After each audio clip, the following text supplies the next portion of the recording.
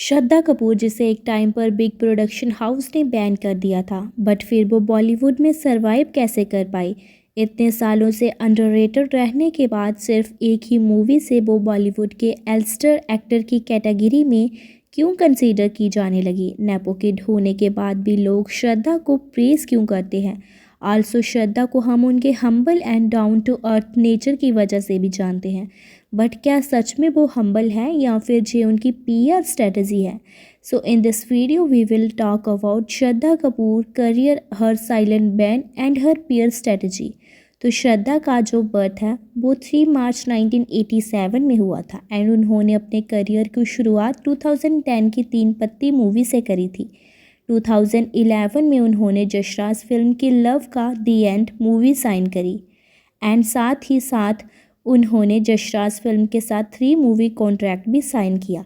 पर जब यशराज प्रोडक्शन ने श्रद्धा को उनकी सेकंड मूवी ऑफर की औरंगजेब, तो श्रद्धा ने औरंगजेब की जगह आशिकी 2 मूवी चूज़ करी।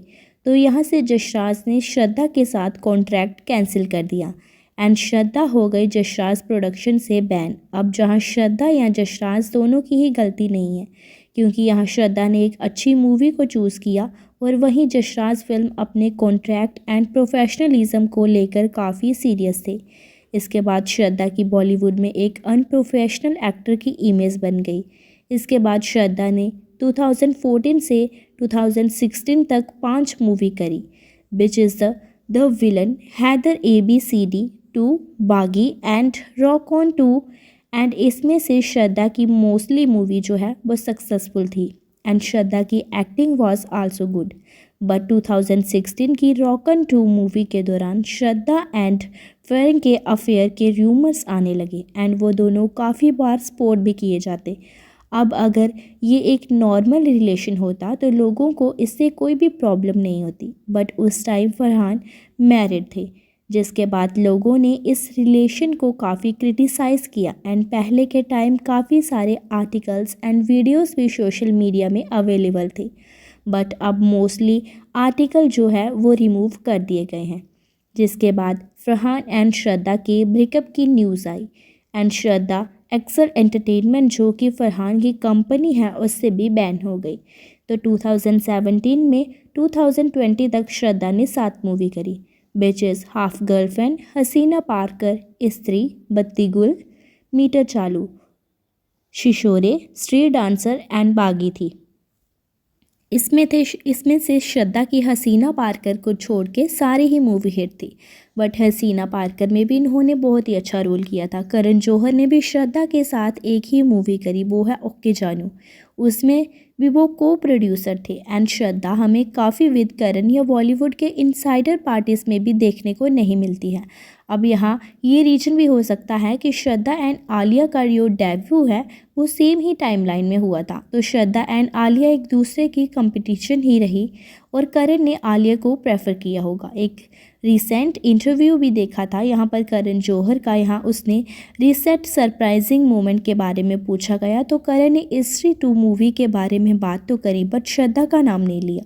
वो तुरंत ही आलिया भट्ट की गंगूबाई की सक्सेस की बात करने लगी। तो इससे यही पता चलता है कि करण जौहर ने भी अपनी धर्मा प्रोडक्शन से श्रद्धा कपूर को साइलेंट बैन कर दिया है, तभी वो उसकी किसी की मूवी के बारे में या उसका कोई भी इंटरव्यू जहाँ उसे कॉफ़ी विद करण में उसने कभी भी अभी तक नहीं बुलाया है। जो तू झूठी मैं मक्कार मूवी है वो भी सेमी हिट ही कंसीडर कर सकते हैं, क्योंकि ये 200 करोड़ की मूवी थी और इस मूवी ने 220 करोड़ का कलेक्शन किया।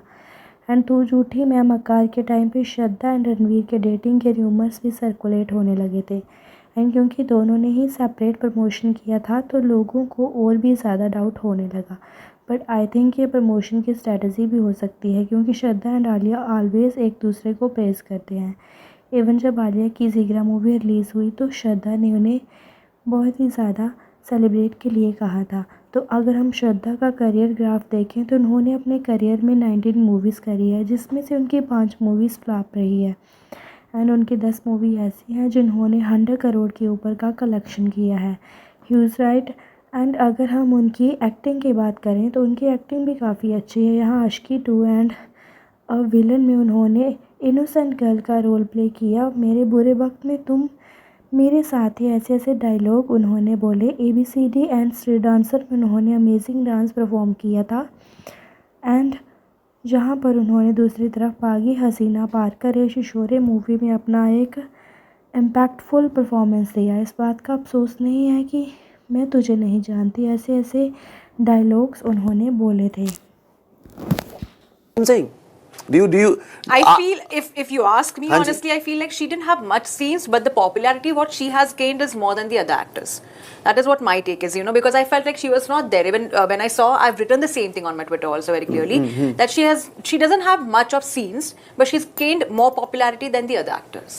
चलिए, बिल्कुल सही है। Honestly, नहीं, गेन मोर पॉपुलैरिटी, वही मैं आपको बोल रहा हूँ कि वो एक PR गेम है।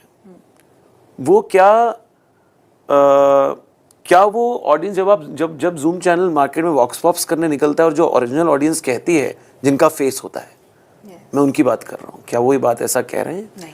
मैं ये जानना चाहता हूँ आपसे, वही बोल रहा हूँ कि वो एक PR गेम है and I don't want to comment on it. I love each and every actor of my film, and I hope if you put this out, I hope you put this part as well, that I love each and every actor of my film, and I'm equally attached to them.